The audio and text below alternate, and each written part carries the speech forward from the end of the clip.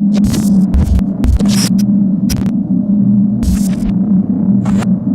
to Coaches Weekly. I'm CJ Sellner, here with head softball coach Sarah O'Malley-Fisher. Coach, season's come to a close, but man, you guys had quite a ride this year. Yeah, it was a lot of fun, and it was a lot of fun to watch the players really take ownership of the tournament. We came out and played well against MSOE. 3 home runs in that game. We pitched well. We played defense fantastically, and then we came back in game 2 and we knocked off Marion, the #1 seed, and we had everything happen from sun to rain. And everyone in that game contributed, every kid on the bench, from my freshmen to my seniors, with Julianne Nation finishing that game out in the rain in a downpour, says a lot about the group itself. So the one person that we have to highlight, NACC Player of the Week, Marita Van Dyke, 13 for 14, home runs, hits, RBIs, doubles, you name it, she did it at the plate this week. Yeah, she was dialed in. She really was. I can't say enough about her, but that's what happens when you put the work in. The hard work, the dedication, the belief in the process, the belief in your teammates, the belief in yourself, celebrating everybody else. All that comes back to those kids who work that hard, and I'm really, really proud of her. Not that the rest of my team didn't do that, but she's the epitome of what we're kind of looking for when we're recruiting. We want those kids who have that work ethic, that never say die, that enjoy the game and enjoy the process. And when you see her smile as she's coming around third base, you can see it. She was dialed in, so that was a lot of fun to watch. This team had so much chemistry and was really working together. You saw everybody celebrating.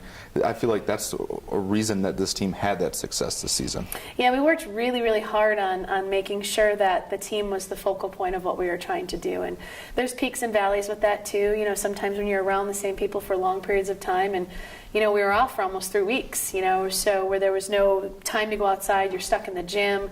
We tried to make things fun, whether it was playing Hungry Hippos or kickball or trying to do those different types of things. The kids seemed to really enjoy being around when they were together. And I think that's a testament to them as young adults. They're growing up, they're figuring out that, what a commitment is and making it to something that's bigger than yourself, and that celebration of each other is important. What is going to be your memory of this team? I mean, you guys set the wins record once again. It's happened multiple times in your tenure here, and this group was, I feel like, something special for you personally. I've been thinking about that the last couple of days, and it's never about wins to me. It's never about records. It's never about individual accomplishments. It's really about that competitive fire. I think that sometimes Division III gets looked at like they're not competitive and that they just come and they show up, and that's not the case. It's not the case for any Division III athlete, whether they're male or females. And I think that's the thing that I'm going to remember about is the competitive fight. The game we had on Friday against Benedictine was so much fun, but that was what we did all year.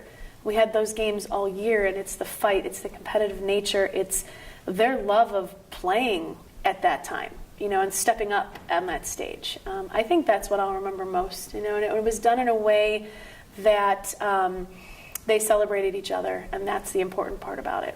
You have 4 great seniors that are graduating and moving on from this program that have left quite a lasting impression on this program. Just talk about those 4 lovely women. It was wonderful to see them graduate on Monday. That was a really cool ceremony. It's much shorter than it was on Saturday, I'm sure, but it was the work ethic and the journey that we had.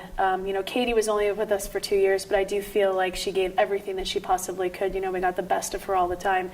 And I can't describe in words Steph, Julianne, and Allison. Their impact, as I've said before, they were quiet leaders. They didn't have to be in the spotlight. They didn't have to be the one who was winning the games all the time. They were doing the little things behind, whether it was just saying, hey, let's just stay positive, stay focused, keep working together, or if it was just their work ethic and showing up, doing the extra stuff off season, getting ready, during the fall and in the winter, and just doing all those little things. That's really what that group epitomizes. Their work ethic, their quietness, their ability to say, I'm going to put myself below everybody else so that our team can be successful. That's something you can't teach. You really can't. And you leave with this group of seniors they leave behind a great group of girls that have had a lot of success, and I think that where they got in the conference tournament, getting that taste of championship Saturday is going to feed into this young group moving forward. Absolutely. You have the taste once, you want to make sure you have the taste again, so we're hoping that we're able to keep moving forward with that, and that starts with taking some rest now, having the month of May off, but then starting again. Preseason starts in June, so we want to make sure that we hit it ready to go, and I'm sure they will be. Well, we look forward to seeing you guys back on the field in 2019, Coach. It's been a pleasure having you here all season long to get to talk to us about the Cougars. Cougar fans, the record-setting season has come to a close. Cougars set the new program best with 26 wins. We'll look forward to seeing more of them in 2019. For Coach Sarah O'Malley-Fisher, I'm CJ Selner. Thank you for tuning in all season long on Coaches Weekly.